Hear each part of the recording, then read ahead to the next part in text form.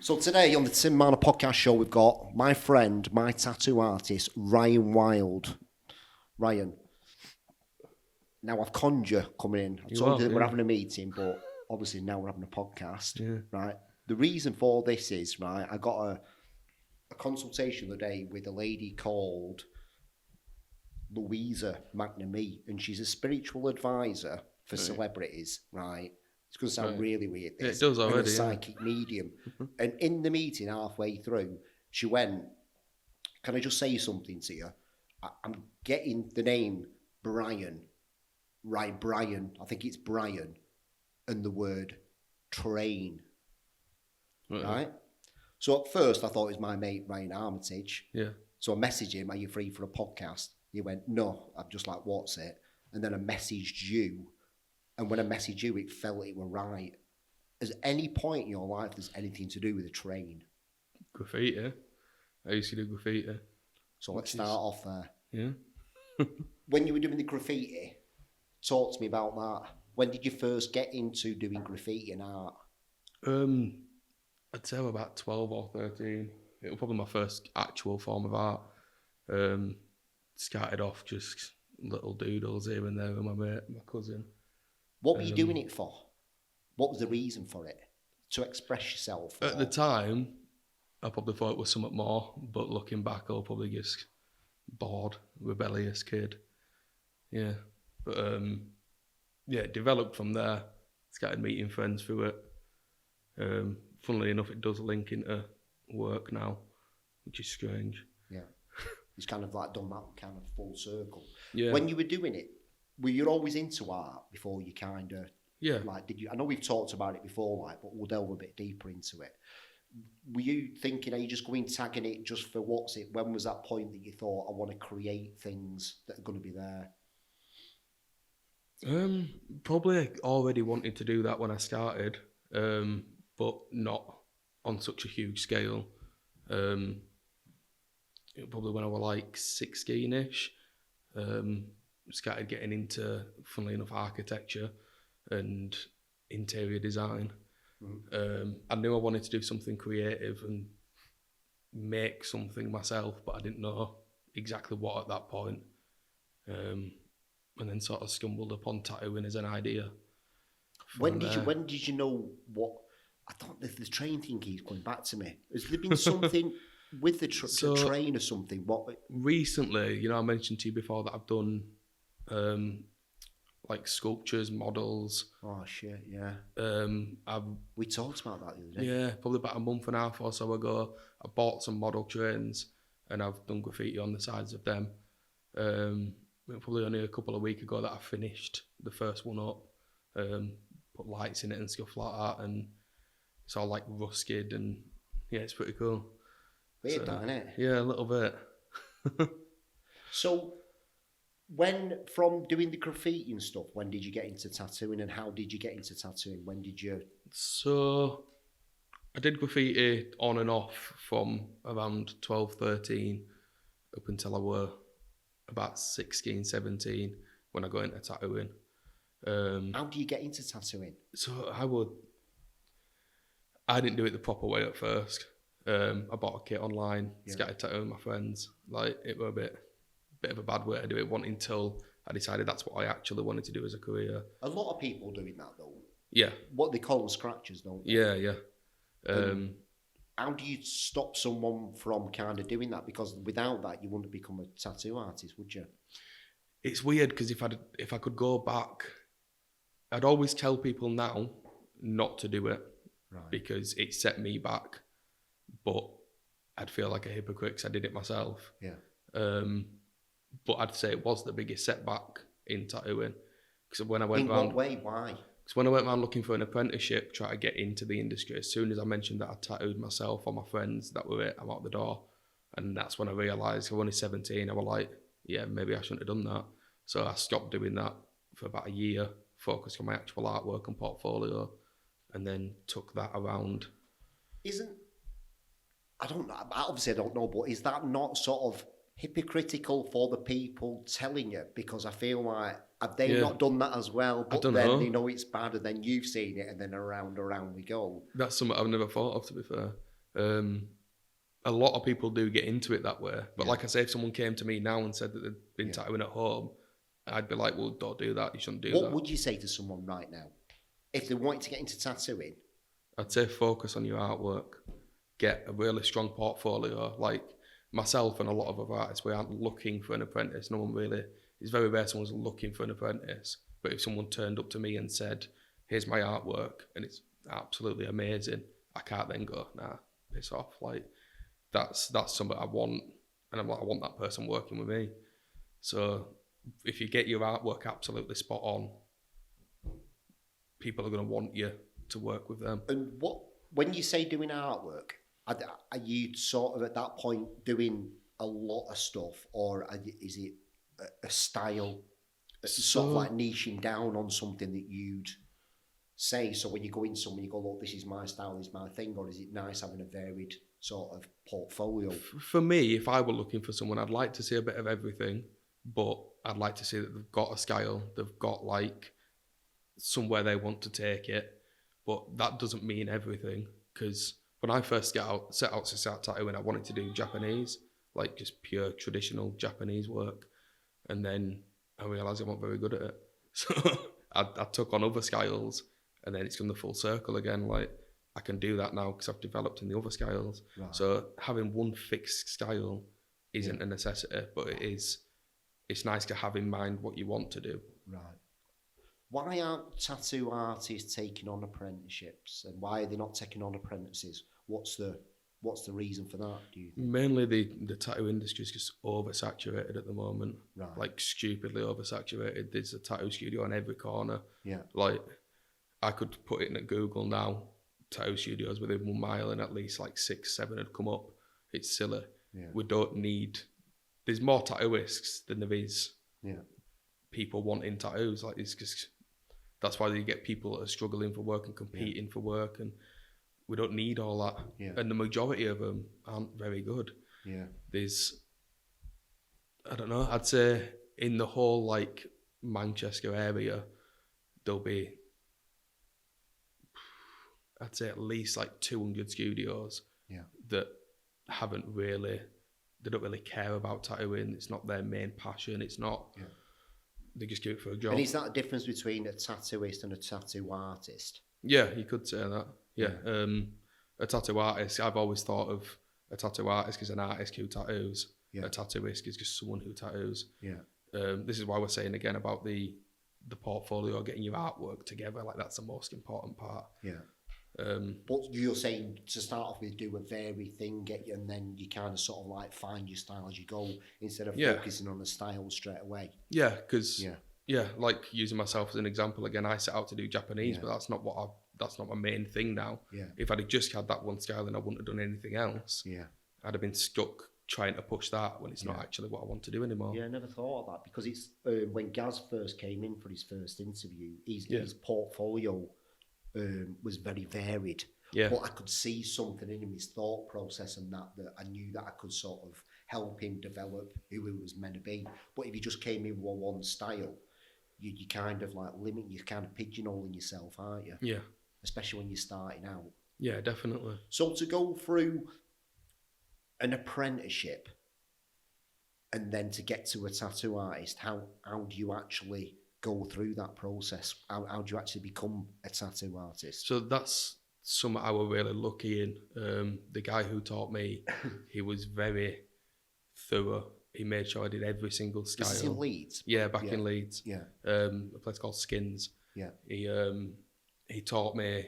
I spent like nearly a full year. I didn't even do a tattoo at all. That first year I was learning how studios run. Wow.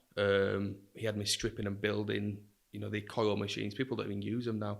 It's so easy to just pick up a machine, plug it in, and off you go. He had me stripping and building coil machines most days until I understood how it works. And he'd be like, right, I want this one to do small lining. So I'd have to build a machine that were capable of small lining. And if it were wrong, he'd just go, yeah, that's wrong. And I'd have to figure out how to do it. He'd give me all the knowledge beforehand. And after a while, I remember sat for a full day once trying to build a machine. And all it was, he kept coming out and going, yeah, that's not right. that's not right, that's not right. And all it was, there were a little washer on it, that I'd put a metal washer on one side, and for it to work, that had to be a plastic washer, otherwise it creates a full contact with the frame, and it just wouldn't have, it needs to break contact at a certain point. So yeah, full day I was sat working on a machine, but I never forgot that again. That's so, bad, yeah, it was really good in me. It's almost a little bit like how they teach you in the army, that they kind of like destroy your ego, destroy all that, and then build you back up again to actually be that person and that tattoo artist that you're meant to be.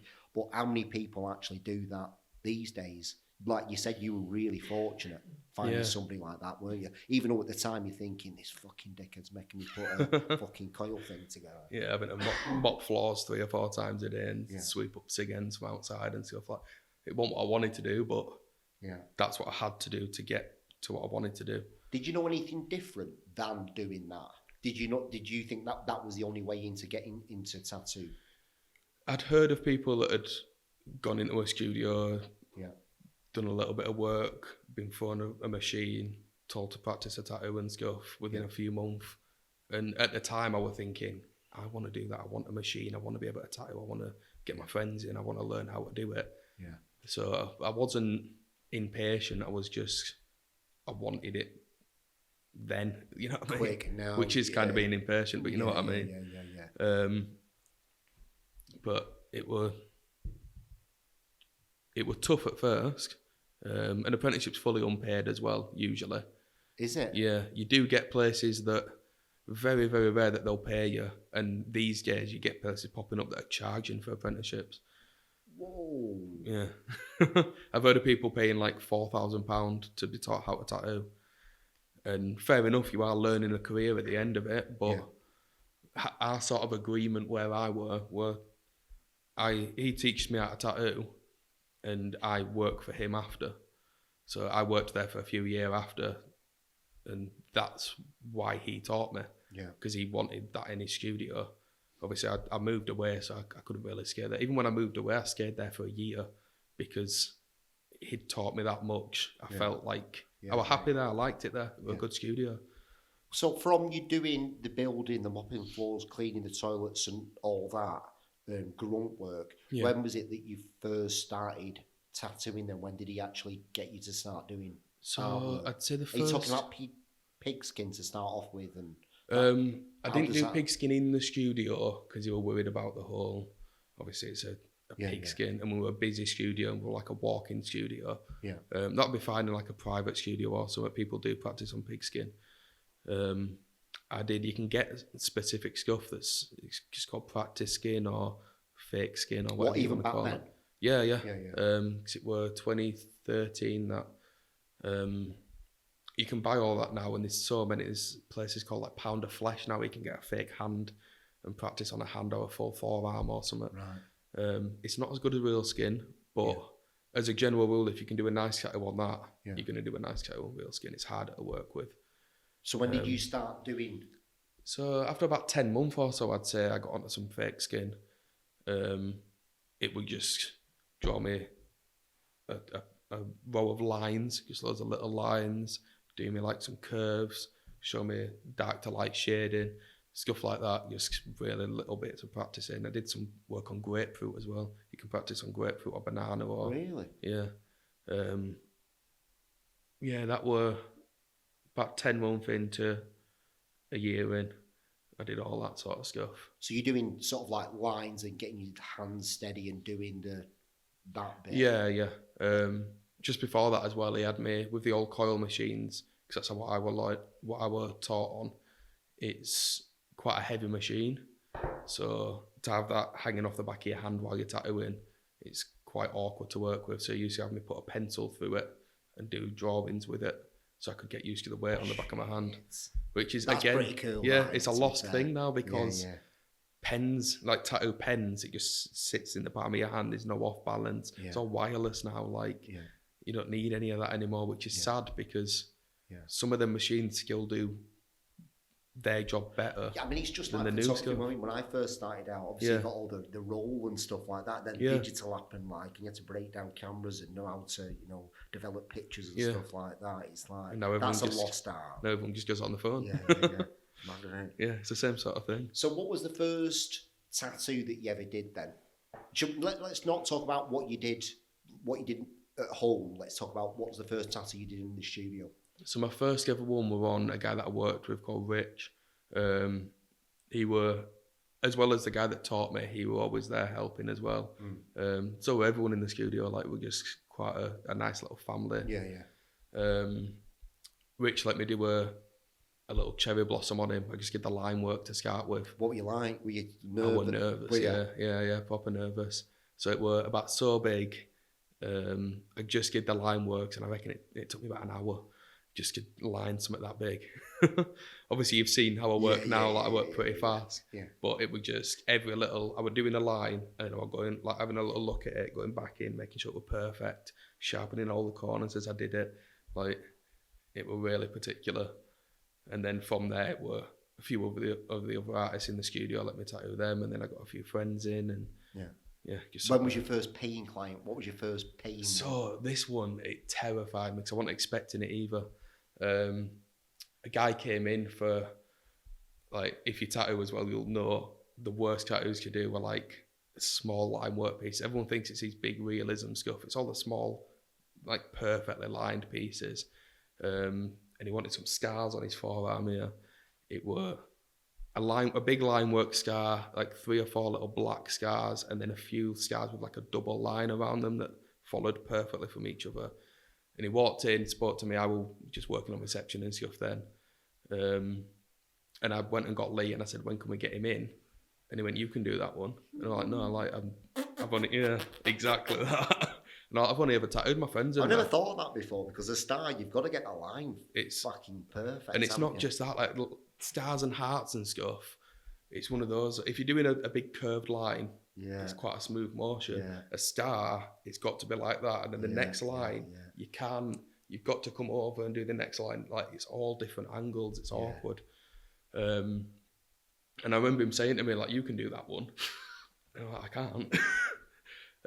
And he said somewhat along the lines of, that's the sort of stuff that you're going to be doing in between every other appointment. That's the bread and butter of tattooing. Yeah. If you can't do that, then you can't really get into tattooing. And I was thinking, well, I've got to do this now. This has got to be perfect. Like, and it took me just short of 4 hours for a little piece like that. I think I charged him £20. Yeah, because it was an apprentice. But it was clean. It was proper. I'd love to see it now, to be honest. But yeah, I made sure it was perfect, because I knew what he said about, that's what you're going to be doing all the time. It needs to be right. I was thinking, if I don't get this right, he's just going to fuck me off. Like, fucking hell. So yeah, that was quite nerve-wracking. That was my first actual paying customer through the door. How did you feel after it?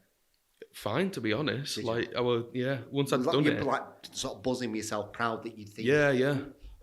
When was the point in your whole career where you sort of like thought to yourself, I'm a tattoo artist now? Have you ever looked at what you've been through and kind of...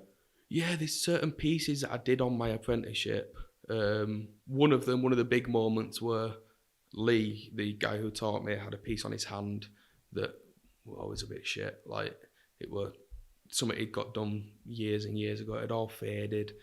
And I said to him one day, like, I was like, I can fix that up, like, we can make that a lot nicer. And he was like, yeah, we could do. And then months went by, and then one day he had a cancellation, and he was like, right, you're fixing this hand. That was quite a big, or like the guy who's taught me how to tattoo wants me to tattoo him on his hand, which is always on show. That was a big moment. And then there were a few other But they pieces. must have seen something in you to have that trust, not just unique of a friendship. It's like, they must have seen what you've been through all that, and kind of, Ryan's got like something, just your approach to things. I think that's what I like about you, mate, your approach to things. You're so meticulous, you're always on time, you've just got this work ethic that that whatever you do, I trust you. And I feel like that's what he probably saw in you. Make me blush. Do you know what I mean? Yeah, possibly. Yeah, I take Because pride in your what I work do. ethic, mate, is like second to none. Like, I don't, it's probably because of your OCD, ADHD kind of thing, but like, when you're in it, mate, aren't you? You're like, and you know, when people see that in you, you just kind of go, you know, Ryan's the tattoo artist for me. That's probably what he saw right back then. I'd like to think so, yeah. What was the piece that you did? On his hand? Yeah. It were a woman that he had. It was like a half-dead nurse, but then I turned it into a pirate, which was still half-dead, but it had certain bits that needed covering up. Yeah. So it was a lot easier to do it that way. So it was quite a fun piece, to be honest. So as you're developing as an artist, could you see this style emerging out of you? Or have you kind of shifted in and out of style to kind of find yours again? I've done, so on my apprenticeship, it made me do every style. Because we were in a walk-in studio, everything that came through the door, he were quite old school in the fact that we don't have a set style. Like if someone comes through the door, someone's here that can do a nice job of that tattoo. So when I first set out, I wanted to do Japanese, which was quite nice because nobody else in the studio quite liked Japanese. Yeah. And then I realised I didn't quite understand Japanese. Is it an hard style to do? To get right, yeah. There's certain stuff that you need to know, like the whole meaning behind stuff. This is the reason I don't do like tribal and stuff. I don't understand the meaning. Yeah. With Japanese, it's quite similar. It's like the koi carps. There's different colours, aren't there, for different things? There's getting all same with dragons and stuff like that. But then it's bad luck to have a koi swimming down. Right. Yeah. It's ambition to have it swimming up. There's stuff like there's the Daruma dolls, which I at first I tattooed a few of them without knowing quite what they were. And then I figured out what they were, and I was like, right, I need to. So because they've got two eyes in the pupils, you're supposed to have the first pupil done when you figure out that you've got an ambition, and the second one done when you've completed it. That's cool. It's just little meanings like that, which once I knew that, I'd tell every customer that wanted one, and I'd make sure that they followed that. Whereas, I mean, it's not a bad thing if someone gets a Daruma doll with two pupils without knowing what it is. It doesn't matter. But because I knew that, I wanted to put that into every piece. And then, with the koi carps and stuff, because they're meant to be swimming up, so that because it's believed that if they can swim up a waterfall, they'll become a dragon. It's just little bits of myth like that I like to pick up on it. So I didn't quite understand stuff like that, and I wasn't very good at the art style, to be honest. So from there, instead of that, I did traditional, which is again quite difficult, but it was easier for me to pick up because it's usually one line where there's like 4 colours in it, that's it. And your general. So when you're saying traditional, what you mean by, are we talking like what, sailor, anchor, that kind of stuff? Yeah, what most people would recognise as like sailor jerry stuff. Right. Okay, so it's like one line where black whip shading, golds, greens, reds. That's basically it. Yeah. People interpret it different now, but my traditional, I wouldn't put any blue in it. I wouldn't put any purple in it because it's the colours that they sort of had back then. Yeah. But then I got to the point I wanted to put those colours in it, so I branched out into neo traditional, which has 2 line weights, usually 2 or 3, whatever colours you want really. And did that become your style for a bit? For a while, yeah. Until I figured out that from doing that for so long, I'd learned how to tattoo Japanese stuff. So it sort of did the full circle. Then I could come back and try the Japanese again and put in the neo-traditional style into the Japanese. Yeah. I absolutely love doing. And then I found like this neo-oriental sort of style that I played about with for a few years over in Leeds. And I'd like to think that if I stayed in Leeds, that's what I'd have been known for, and I'd have carried on with that. Yeah, it was a nice style. When these people are coming in and asking you for a Japanese tattoo, because this is the one thing that I always struggle with a little bit, is that, you know, obviously when I've come into the studio, that I've seen people getting tattoos just for tattoo's sake. There's no real meaning behind it. I think there's nothing wrong with it, but I feel like you know, all the pieces that I've got that we've done together have got meaning to me. Yeah, you know, and they're for me. Where other people are getting tattoos for other people. What's your take on that? So I have sort of a bit of a vague take on it. Like, if you want a tattoo, get a tattoo. Yeah. Like, it don't really matter. First and foremost, your main reason for getting a tattoo is because you think it looks good on you. Like, it don't have to have a deep meaning. It's nice if it does. I like tattoos to tell a bit of a story, but it's when people get tattoos for other people, when people get the same shit that they've gone on Google, they've gone tattoo sleeve, picked out the first picture they've seen, and they just want to look like someone they've seen on telly or something. Yeah. And I'm like, that's not. You can have that look, but have tattoos that you want. I don't get why someone would get a tattoo to look like someone else might want them to. You know what I mean? Yeah. You see it all the time. You see people getting the same things. It gets boring for us as well. They just sort of like tattooing for the trend. Yeah. What's there? Yeah, just for the sake of having tattoos. My tribal, but I've had it covered up now, but I got it because George Clooney in like Dusk Till Dawn, but I was quite young then, I didn't understand my own identity, and obviously I've kind of developed on that.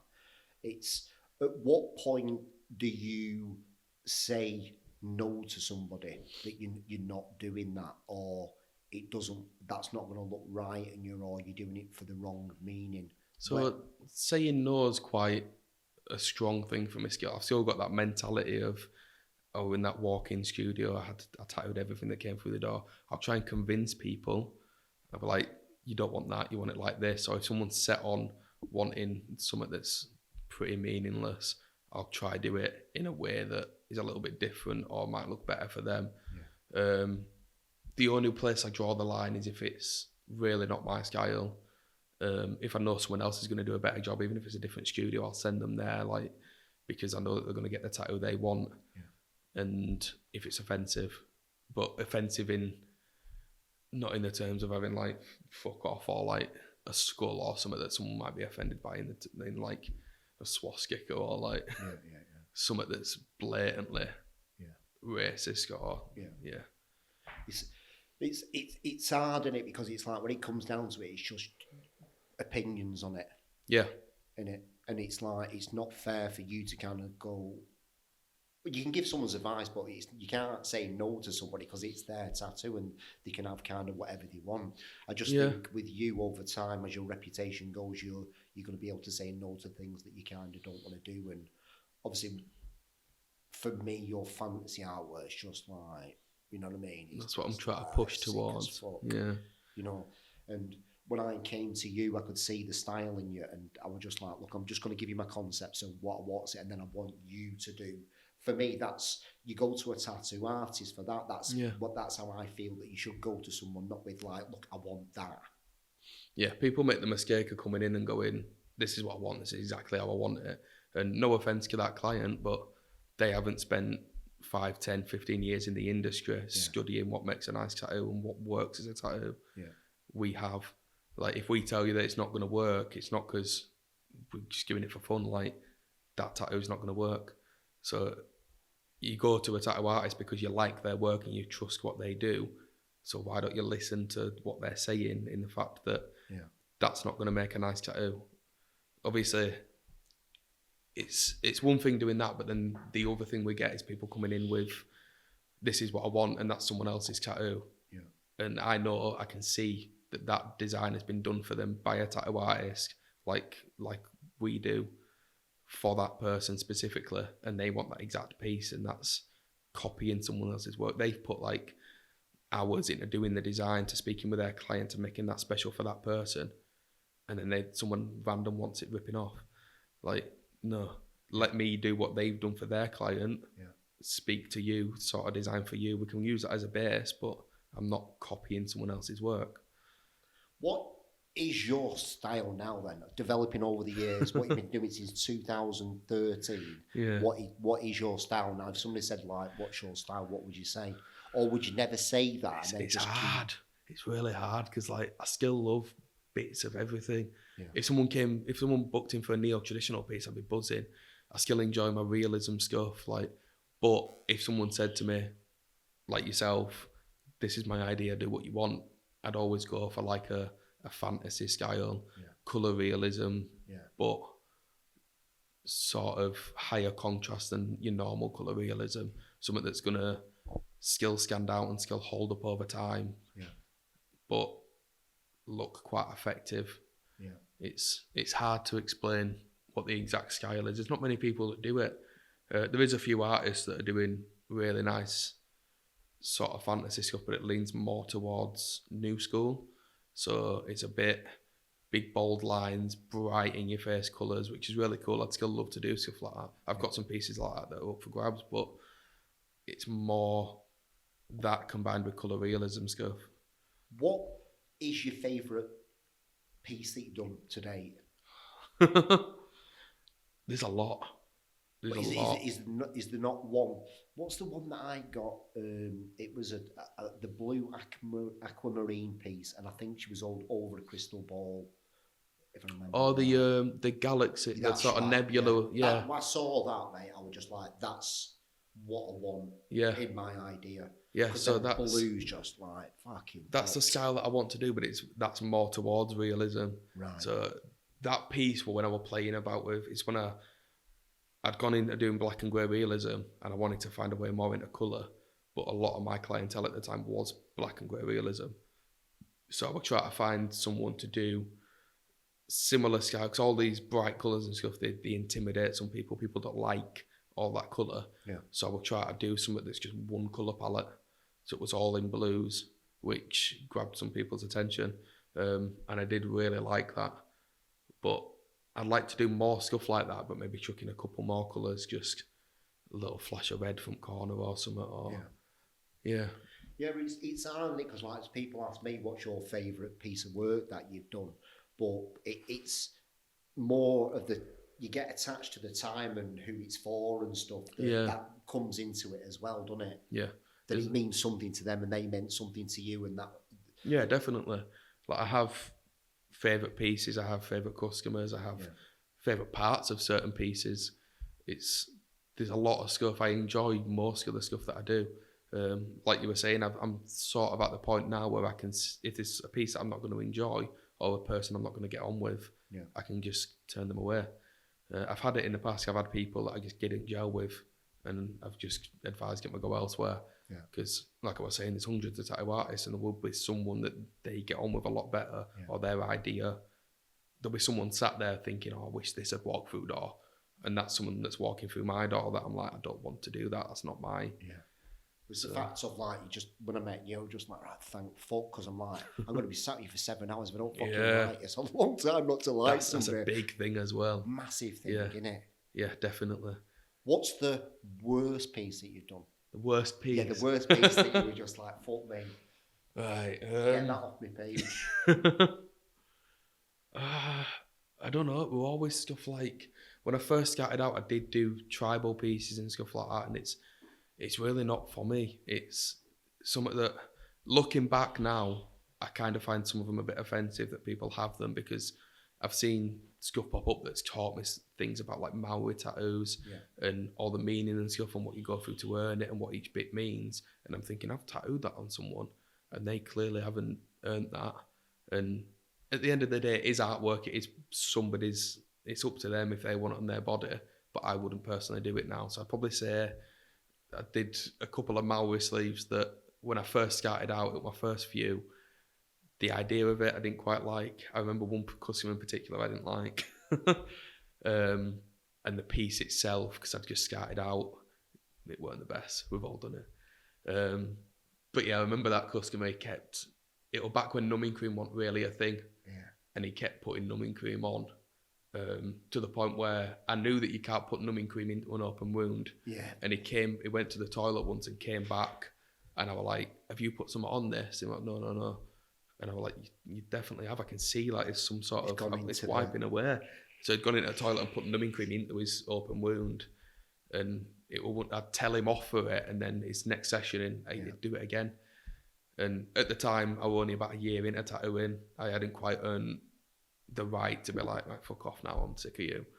But if I had that customer now, I'd be like, right, I'm not doing that. Like, you're an knobhead. Let's talk about aftercare, right? Yeah. And when someone has a tattoo done, right, what do you say to them afterwards to look after the tattoo? So this is something that changes quite a lot as well. Yeah. I've gone through multiple brands. I've gone through just using like Palmer's cocoa butter. Back when I started, it was Savlon or Bepanthen. Yeah. Like Savlon was just on its way out. Bepanthen were really in. These days, there's that many creams that are specifically for tattoos. There's people, companies like Yale, who I use.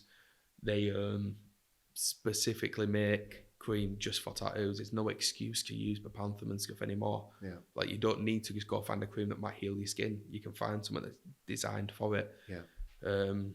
Same with cling film. I used to always, I'd go through different phases of being like, right, wrap it up for 3 days, keep cleaning it in between, fresh cling film on, keep it wrapped for 3 days, or let it air dry for your first gear, put your cream on after. Now there's a second skin that Yayo do as well, that you just slap it straight on. Yeah. If done right, and if it's not weeping too much, it'll stay on for 5 days. Yeah, it's mint. It's ace. Yeah, I love it. Yeah, and then you take that stuff off, give it a wash with some soap, bit of cream on it, and it'll start drying out instantly. Yeah. And you're not going to get anything into it. Yeah. It's brilliant. Yeah. Because it's like you said, that everybody's got like different views on how to look after tattoos and stuff like that. But, you know, from you teaching me, you know, you've even got to the point now where I take that second skin off, I'll wash it and not put any cream on it for a couple of days, and then I'm going to give a ridiculous shout out to the wild cream that you've got, mate, because that, after a couple of days, I put that on, it just settles down. It's brilliant stuff. Yeah. It's ace. That's only by Yayo, that's their stuff. But even the wash, mate, the wash is like that black charcoal wash is amazing. Yeah, it's brilliant. Like I was saying, there's no reason to have a bad cream or a bad heel with it. Like you've got everything there to do it. There's on the website and stuff, there's literally the instructions. The Yayo tubs, if you look at the bottom, you can scan the QR code, it'll tell you everything about it. Like all the information you need is there for healing a good tattoo. So it does annoy me when like I've put in 7 hours into a piece and then a few days later I get a message and they're like, oh, it's all scabbing up and all this. I'm like, well, it should still be in the film. If the film's come off, message me. I'll tell you what to do now. Like I've put in all that work, like you need to put in some work as well. And you pay a lot of money for it. Tattoos aren't cheap. So you want to look after them. If there's an issue, then get in touch. From Leeds, where did you go from there to? So I moved to Manchester when I was in Leeds. I still worked there for a year, driving back and forth, it got too much. So I moved to another studio around the Manchester area. It didn't quite work out there. It just wasn't exactly. I didn't want exactly what I wanted. Like the way that they ran the shop, that's up to them. But it didn't work for me. After there, that's when I moved to Sorry Mum, where I am now. I've been there for 3 years now. Each time I move to a different place, I notice that area has a different style, which is weird. Most people don't think about the fact that like Leeds were huge for neo-traditional colour stuff. Manchester's big for black and grey realism. Oh, wow. So as soon as I moved... Never thought of that. No, most people think that everyone everywhere wants different styles, but which I would as well from the outside. But when you actually move to them places, you're like, no one wants my work. So when I moved to Manchester, I had to sort of adopt that realism style, which again plays into my mentor making sure that I tattooed everything, which I'm really grateful for. Because a lot of people don't get that. So what was it like having Johnny Firth on your side then? What did you know? Yeah, it were helpful. Because he's black and greys, like. It just brilliant. Got this grittiness to it, like. It's a bit different from a lot of people's black and grey. It's got that, which is what I want to do as well. The textures, the grit, it's quite dark realism. It's high contrast. It's going to stand up over time. So when you joined Sorry Mum and Johnny's studio, that was in, where was it? For a month it was in Prestwich. Or was it only for a month before you moved there? So I got in touch with him about moving there. I went and met him and that, happy days. He did mention about opening up another studio, which at the time, absolutely fine.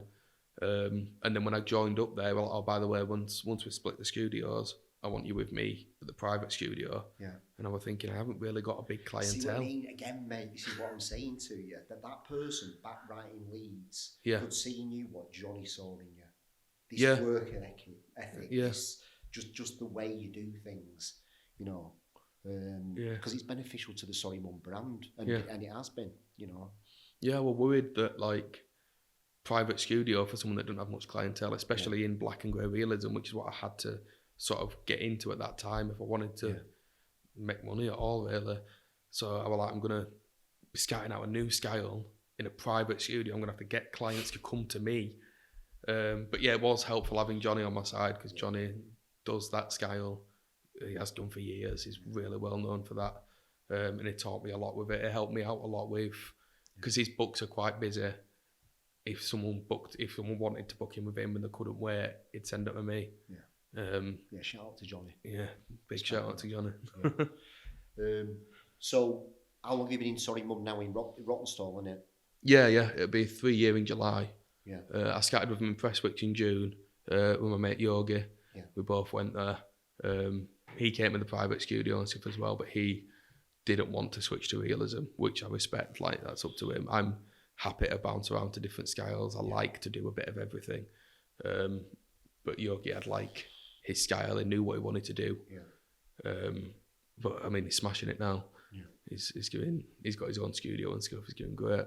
But yeah, I stuck about. I got into that realism, which again, if I didn't do that, that's sort of what I've combined with my neo-traditional to make this style now. Yeah. Like, everything I've learned from both of those styles, it's developed to this one, which over time. Yeah, which I'd love to just stick with this and develop it. But if you'd have asked me this 2 years ago, I'd have been like, I want to develop my black and grey realism.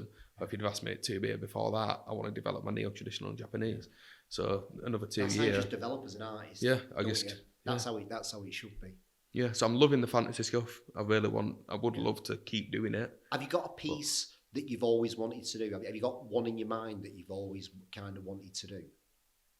Is there a Japanese piece? Is there something that you've always kind of, just like a big back piece or something? Or again, whenever you ask me, it's going to be different. But right now, I love the idea of like battle scenes and stuff like what we've got planned for your back. I'm excited for. Yeah. I've got another one that I've just started, a leg sleeve that's going to be sort of a fantasy, medieval, magic. Yeah. It's really kind of cool.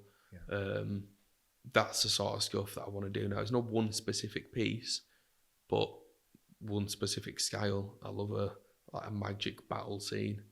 Just something epic, something that's like, I don't know, something that's different, something that people don't have, something that's far from boring. If like people came to you and said, look, Ryan, I'd really like an apprenticeship with you, what would you say right now? Right now, yeah, I'm not looking for an apprentice, like, at all. At any point, would you do that? I just feel you've done a lot, mate, and I feel that you could help a lot of people out with how to do things properly, how to, conduct themselves, a code of ethics. Yeah, but like I was saying about the industry, it's oversaturated. Yeah. So unless someone came to me, I've always said I only want one apprentice. Like my own apprentice, I want one apprentice. I want to teach them as I were taught. Coil machines are barely even used these days. I want them to learn it because they might love it and they might prefer that. And it's a nice knowledge to have, to know that you can do that. Yeah. But I only really want one. And I want to train them. I want to teach them everything I know. And then that's what I'll leave in the industry when I'm done. If I train up, like, you get people that just churn out apprentices, 10, 15 apprentices in their career. What's the reason for that?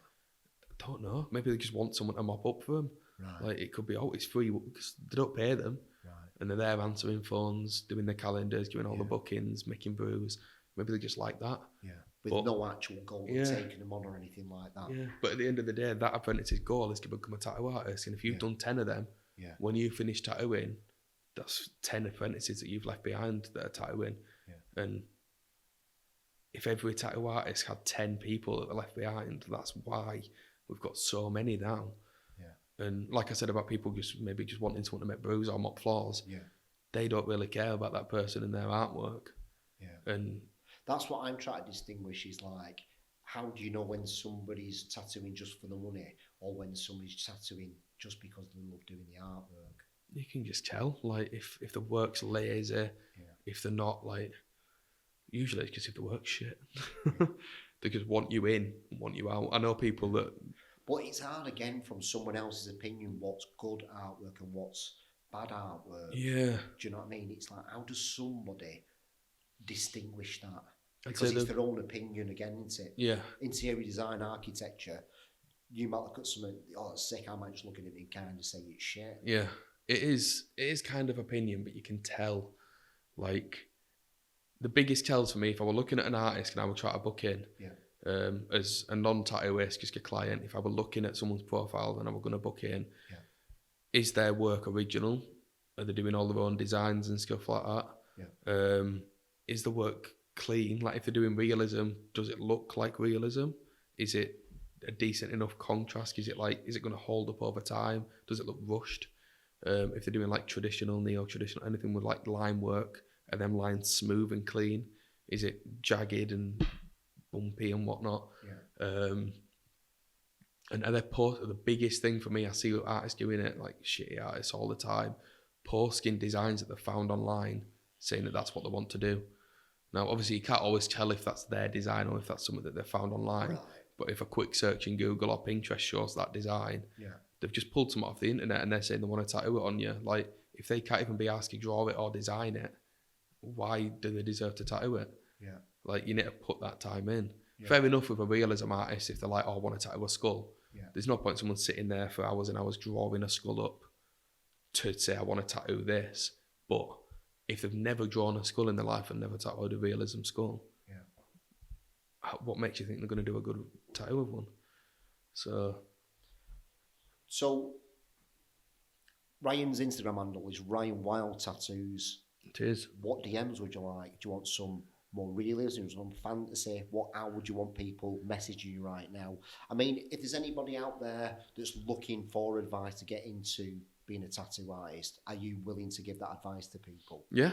I'm happy to tell them what to focus on and what to do to get into the industry. Yeah. And it's not easy at all. If they're willing to put that time in, it took me just over 2 years to find an apprenticeship and then another 2 years to do it.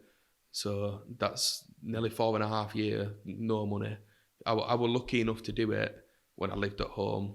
I didn't have much bills or like that. Yeah. I was still in college for the first bit. These days, obviously, if you're an adult, you've got bills to pay. It's a lot harder to find the time to be able to do that for free. Yeah. But if you've got like some support there, that'd be great. It's just hard. So you've got to have that passion there. You've got to have that determination to know that it might be rough for a few years, but after I'm going to have a career that I love. And I mean, it's fucking tattooing. Like, there's no better job. Yeah. Like, it's ace. It's hard. It's 24/7. I'll go to work on a morning, tattoo all day, finish, answer my messages, do my design for the next day, go to bed. Like, every single day. So it is full on and you've got to love it. But if you love doing it, then it's not a problem at all. Like, spending all that time on it. Apart from being really excited for my back piece that we're going to be doing, I'm not mentioning what we're going to be doing. I'm really excited for these wildlife pieces, mate. I really want to buy the skull one with the train going around it. I feel like that message, just to finish the podcast off, with that graffiti on the side, mate, I feel that I want that for my office, mate. Well, your idea. Kind of. I'll take it. To be honest with you, Gaz will be like, yeah, he does that a lot. I'll come with somebody, I'll say something, it's my idea. And I'm like, yeah, cool, I'll have that. Yeah, well, it was you that said, because I always wanted to do stuff like that. I always had little bits that I wanted to get into. I've always been quite crafty. I've done all sorts of foam smithing armour pieces to like painting up skulls and stuff. And then it was you that said if someone comes in and don't necessarily want a tattoo, they might come in with a friend who's getting a tattoo, it'd be nice to have something there for them. Yeah.